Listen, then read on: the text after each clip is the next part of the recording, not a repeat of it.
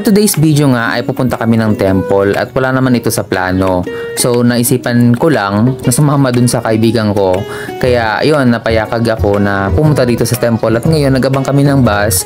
At kapag nakikita nyo na yung mga ito is ibig sabihin malapit na kayo sa temple. So City of Urdaneta, makikita nyo na at na-amaze ako talaga sa bungad pa lang namin. Ang dami ng mga sasakyang mga nakapark.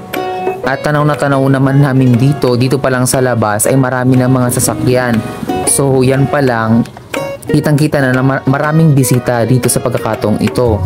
Hindi namin inakala na ganun karami kasi Sabado nga akala namin walang pupunta masyado. So dati na picture ko na ito sa aking vlog, kaso under construction pa lang kaya hanggang dun pa lang kami sa labas, dito lang kami noon. Pero ngayon since ito ay open house na, ay it's open for public, kaso nga lang ay may limited time lang na pumunta ito para sa bubuksan ito para sa publiko. Ito ay available from March 18 hanggang 30 ng 2024. So hanggang dun lang ating temple open house. So anyone can go dito sa Philippines Urdaneta Temple. So habang open house pa siya except sa Sunday. So dito ipapakita ko sa inyo yung tour namin na naganap kung paano nga ba kami nakapasok sa loob ng temple. Kaso hindi ko may papakita sa inyo yung loob mismo ng temple kasi nga bawal tayo mag-video sa loob ng temple at kahit mag-picture lang. Okay, hanggang sa labas lang tayo pwedeng mag-video at mag-picture. So, since ito nga ay open for public, hindi ko alam kung lahat ng mga tao dito na nakikita ko ay mga membro ng simbahan, pero mostly mga nakikita ko ay mga membro ng simbahan namin. So, pero sabi ko nga, it's open for public.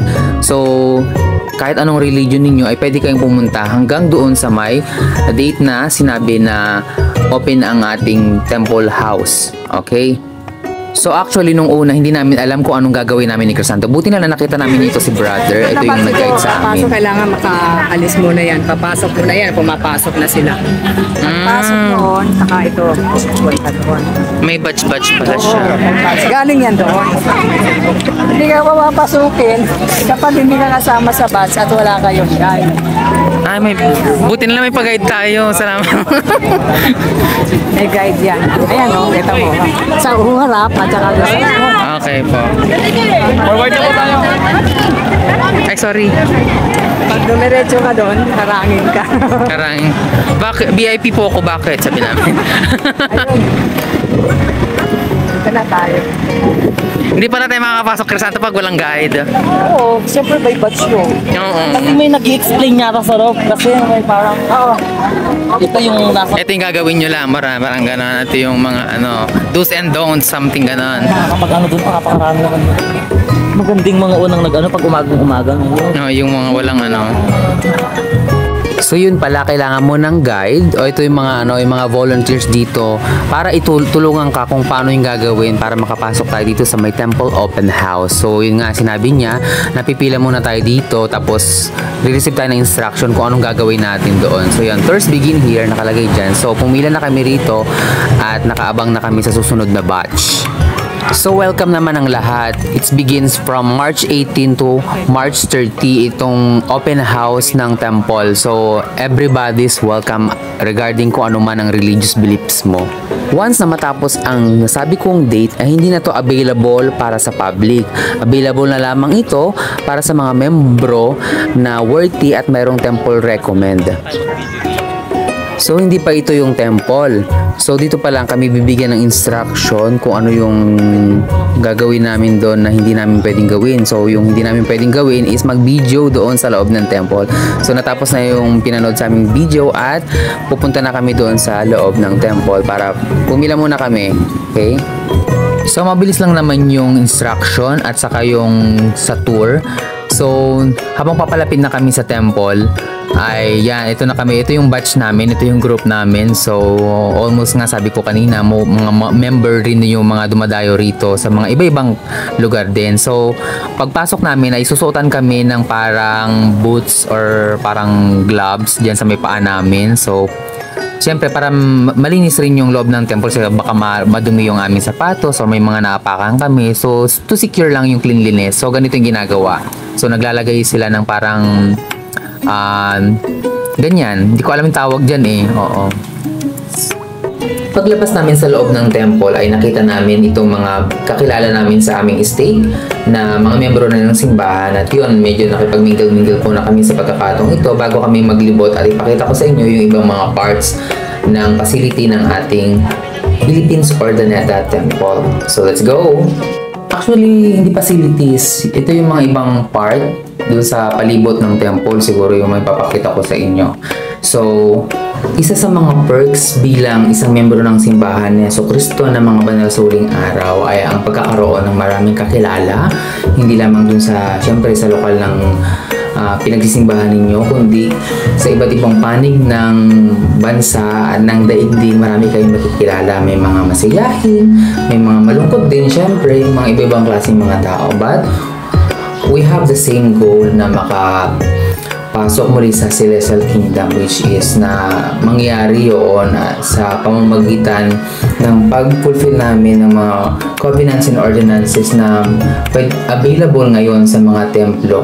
So isa na sa mga Ordinata Temple yung magbibigay nito sa amin na maging possible lahat ng mga yon. Kaming mga malalapit lamang dito sa Ordinata Temple ay napaka-blessed namin na syempre hindi na kami babiyahin ng napakalayo para lang makapunta sa templo.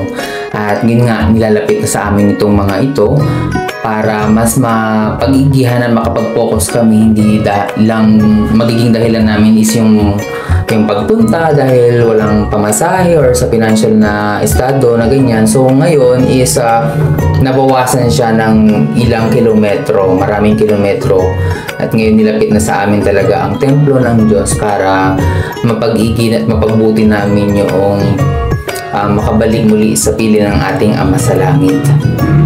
Isa ngang napakalaking biyaya para sa amin ng Ordinata Temple, lalo na sa aming mga malalapit dito sa lokasyong ito.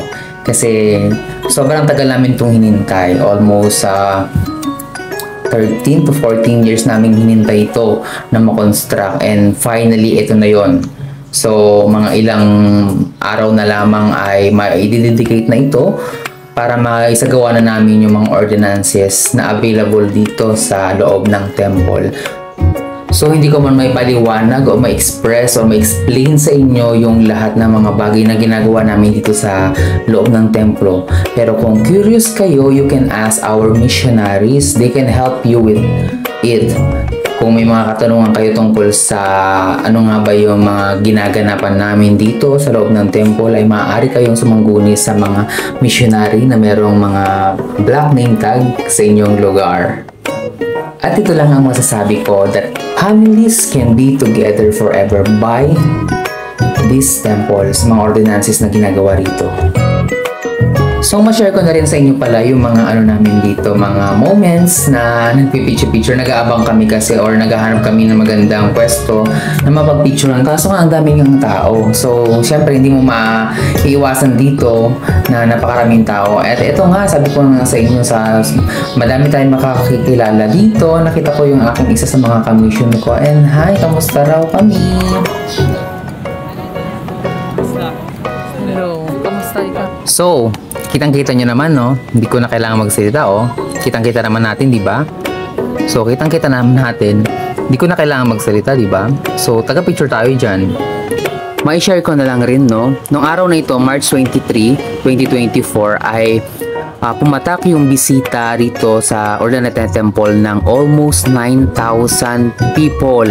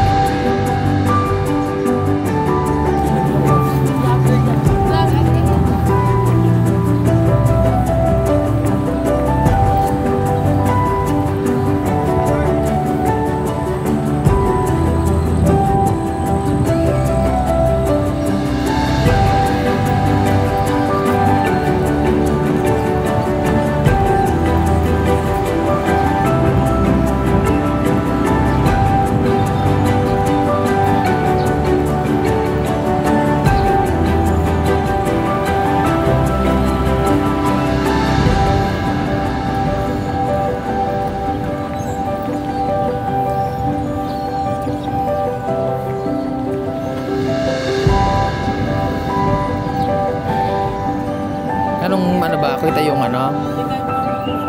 Yung background. Okay, one.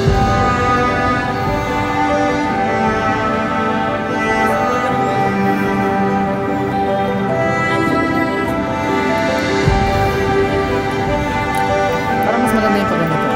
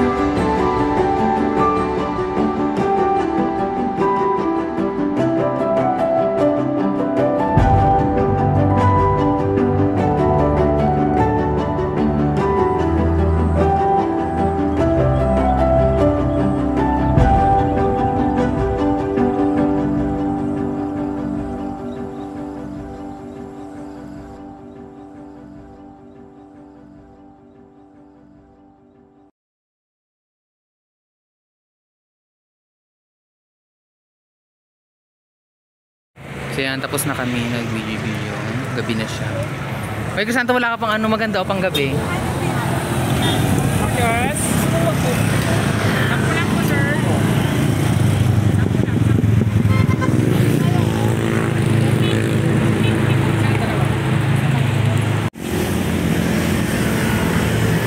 Night view.